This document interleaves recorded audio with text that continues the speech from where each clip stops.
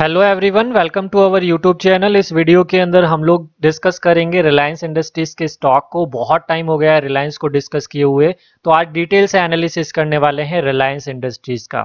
अपने हाई से ऑलमोस्ट 10% का करेक्शन इस स्टॉक में हो चुका है, तो कहां पर बाइंग अपॉर्चुनिटी बनती है, किन लेवल्स का हमें ध्यान रखना है और आप लोग किस तरीके से रिएक्ट कर सकते हैं, पूरा डिटेल से देखने वाले हैं। तो वीडियो को एंड तक जरूर देखिएगा। चैनल पर पहली बार आए तो चैनल को सब्सक्राइब कीजिएगा। और डिस्क्लेमर, ये वीडियो जो मैं आप लोगों के नॉलेज पर्पस के लिए बना रहा हूं, तो कोई भी डिसीजन ले उससे पहले अपने फाइनेंशियल एडवाइजर से डिस्कस जरूर करके उसके बाद डिसीजन लीजिएगा। तो रिलायंस इंडस्ट्रीज के स्टॉक को डिस्कस करेंगे। उससे पहले मैंने पिछला वीडियो जो पब्लिश किया है वो मॉन 100 पर किया है, तो उसका एनालिसिस भी आप लोग जरूर देखिएगा।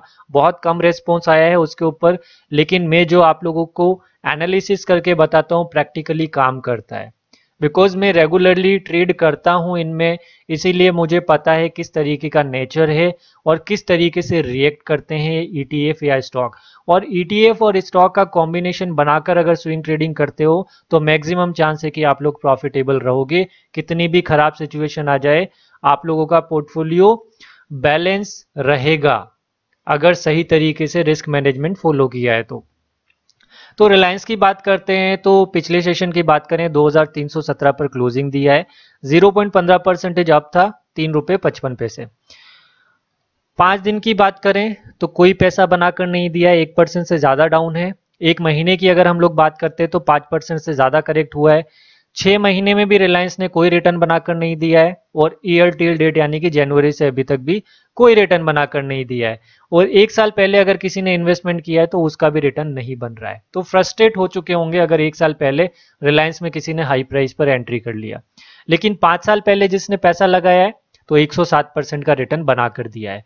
अब मैं आप लोगों को फंडामेंटल एनालिसिस कर कर बताता हूं कि ये स्टॉक लॉन्ग टर्म के लिए अच्छा है या फिर स्विंग ट्रेडिंग या पोजिशनल के लिए। देखिए, सबसे पहले मार्केट कैप देखिए, 15 लाख करोड़ से ऊपर का है। करंट प्राइस 2318 रुपए का है। 52 वीक हाई बनाया था 2632 रुपए का, 52 वीक लो बनाया था 2000 रुपए का। डिविडेंड ठीक ठाक देता है, ज्यादा बड़ा डिविडेंड नहीं देता। फेस वैल्यू 10 की कंपनी है, स्प्लिट होना अभी भी बाकी है, अभी डीमर्जर हुआ था रिसेंटली। रिलायंस जियो यानी कि जियो फाइनेंशियल जो है अलग हुआ है और सेपरेटली लिस्टेड हुआ है। अब इस कंपनी का देखिए आरओसी, बड़ी कंपनी है ना तो रिटर्न बनाना थोड़ा सा मुश्किल पड़ता है, 9% का है। आरओई भी इस कंपनी का कम है। तो ये कंपनी में अगर आप देखें तो स्विंग्स के लिए अच्छा रहेगा। अदरवाइज अगर होल्डिंग वाली आप लोगों का अगर मेंटेलिटी है तो रिलायंस इंडस्ट्रीज में हो सकता है आप लोगों का बहुत टाइम के लिए पैसा फंसा का फंसा रह जाए। तो स्विंग ट्रेडिंग और पोजिशनल ट्रेडिंग के लिए ये स्टॉक अच्छा है। और हम अगर स्विंग्स का फायदा उठाते हैं तो जो 5 साल में 107% का रिटर्न बना था उससे ज्यादा परसेंट का रिटर्न बना सकते हैं अगर रेगुलर बेस पर ट्रेड करते हैं, तब की बात कर रहा हूं, और डिसिप्लिन के साथ। प्रमोटर होल्डिंग 50% का है, प्लेजिंग एक भी शेयर की नहीं है, और डेप्ट इतनी बड़ी कंपनी है उसके कंपेयर में अगर देखा जाए तो लेस देन 1 का मेंटेन करके रखा है, वो अच्छा है। प्रीवियस 12 मंथ की बात करें तो 74,000 करोड़ से ऊपर का प्रॉफिट जनरेट किया है।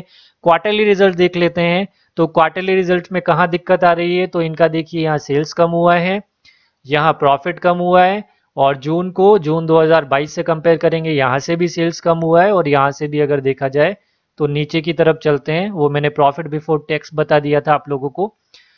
तो यहां पर देखिए प्रॉफिट कम हुआ है और यहां से भी प्रॉफिट कम हुआ है, इसीलिए इसका क्वार्टरली ट्रेंड क्या चल रहा है, नेगेटिव। तो आप लोगों को रिलायंस इंडस्ट्रीज में करेक्शन देखने को मिल रहा है। ठीक है, तो रीजन पता चल गया। अब चलते हैं प्रॉफिट एंड लॉस स्टेटमेंट। 2012 में देखिएगा, 2012 में प्रॉफिट कितना था, 19,000 करोड़ के आसपास। अभी कितना प्रॉफिट है, 74,000 करोड़। तो बहुत बड़ा ग्रोथ है। और अगर आप देखोगे मैक्सिमम ईयर में ये स्टॉक का प्रॉफिट जो है ग्रोथ किया है, तो ईयर वाइज सही तरीके से चल रहा है, तो एक स्विंग का अपॉर्चुनिटी बन सकता है। उसके बाद अगर बात करें, रिजर्व्स इस कंपनी का कम हुआ है। क्यों कम हुआ है आप लोगों को सभी को पता है, बोरोइंग्स कंपनी के ऊपर बढ़ी है, इन्होंने इन्वेस्टमेंट करके रखा है, ये वाला देखो 2,93,752 करोड़ का। तो ये जब इन्वेस्टमेंट का प्रॉफिट आना चालू होगा तब आप लोगों को रिलायंस और भी बड़ा प्रॉफिट देते हुए नजर आने वाली है। ठीक है, ये थोड़ा सा इश्यू रहता है, इसीलिए मैं आप लोगों को कभी भी रिलायंस इंडस्ट्रीज को लॉन्ग टर्म में होल्ड करने के लिए कभी भी नहीं बोलता। इसीलिए क्या करना है, जब भी नीचे की तरफ गिरे अच्छे सपोर्ट्स देखकर स्विंग्स का फायदा उठाइए, उसमें रिटर्न बनेंगे वो अच्छे मिलेंगे। प्रमोटर होल्डिंग देख लेते हैं। प्रमोटर होल्डिंग में ज़्यादा बड़ी दिक्कत नहीं है, एफआईज की अच्छी होल्डिंग है, म्यूचुअल फंड ने होल्डिंग थोड़ी बहुत बढ़ाई है, पब्लिक की होल्डिंग कम है, ओवरऑल अच्छा है। अब देखते हैं चार्ट।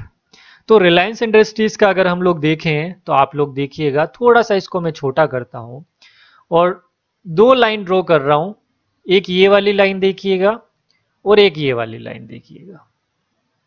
ठीक है, देखिए यहां से ब्रेकआउट आया, सबसे पहले देखिएगा 2021 में यहां से ब्रेकआउट आया, तो मैक्सिमम चांसेस है कि वापस से स्टॉक जब यहां लेवल पे आएगा तो ऊपर की तरफ जाएगा।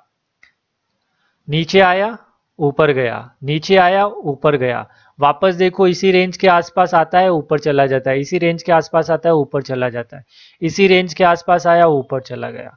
तो आप लोग स्विंग्स की अगर बड़ी अपॉर्चुनिटी भी देखते हैं तो यहां से भी एंट्री की तो आप लोग देखें 22% का रिटर्न, आप लोग देखें ये वाला रिटर्न ऑलमोस्ट 22% का दो बार दिया, और इसके अलावा भी मूविंग एवरेज के अकॉर्डिंग स्विंग्स का एडवांटेज ले सकते हैं।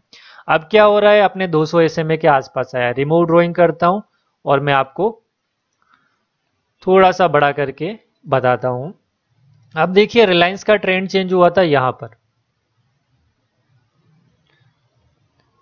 ये वाला लेवल देखिए यहां से, तो रिलायंस ने एक बहुत अच्छा एक कप एंड हैंडल बनाया था, ब्रेकआउट दिया, और इसका टारगेट कितना आता है तो मैं आप लोगों को बताता हूं। इसका जो टारगेट निकल कर आ रहा है वो टारगेट निकल कर आ रहा है ऑलमोस्ट 2792 यानी कि 2800 के आसपास में। ठीक है, अब ये वापस से ब्रेकआउट हुआ, रीटेस्ट करने आया और वहीं के नीचे चल रहा है, तो हमारे लिए क्या हो गया, अपॉर्चुनिटी।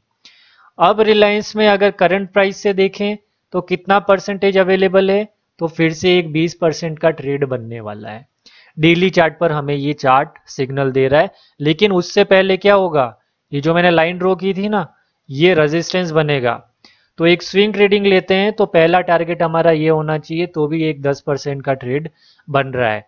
नीचे की तरफ गिरता है तो नीचे की तरफ ये वाला लेवल मानकर चलिए 2150 के आसपास में, एक 200 SMA का एवरेज 2280 के आसपास में और एक 2150 के, ये दो लेवल नीचे की तरफ ध्यान रखने। अगर रिलायंस करेक्शन होता है तो इन लेवल्स पर बाय के सबसे अच्छे चांसेस बनेंगे।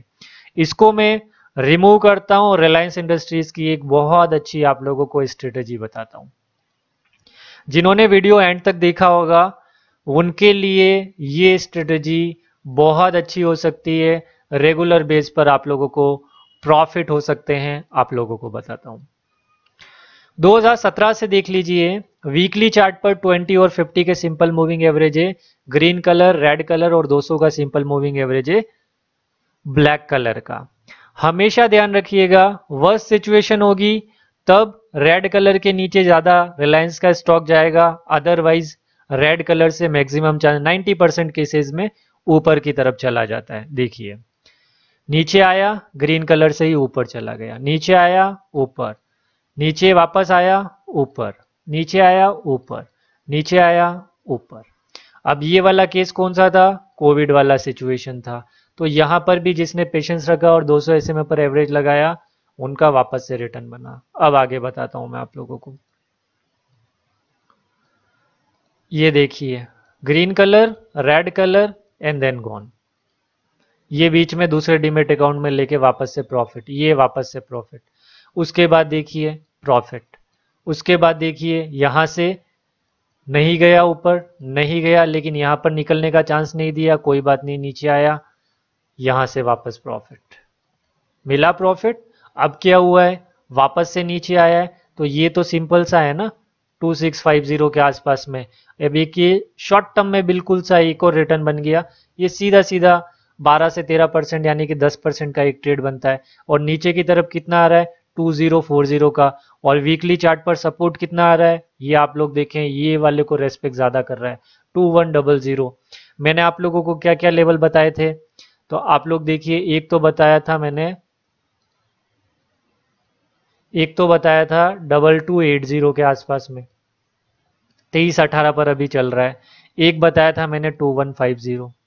बस ये दो ही लेवल है, और ये वर्स्ट केस 2103 यहाँ आना नहीं चाहिए, और आ जाता है तो डरना बिल्कुल नहीं है, तीसरी बाइंग लग जाएगी और उसके बाद चुपचाप बैठ जाना है। और जितना नीचे गिरेगा उतना रिटर्न हम लोगों का ज़्यादा बनेगा। तो इस तरीके का एनालिसिस बैक टेस्टिंग से ही आता है। तो आप लोग भी इसी तरीके से एनालिसिस कीजिए, अच्छे तरीके से नॉलेज लीजिए, अच्छे तरीके से सीखिए और अच्छा पैसा बनाइए। Thank you for watching this video.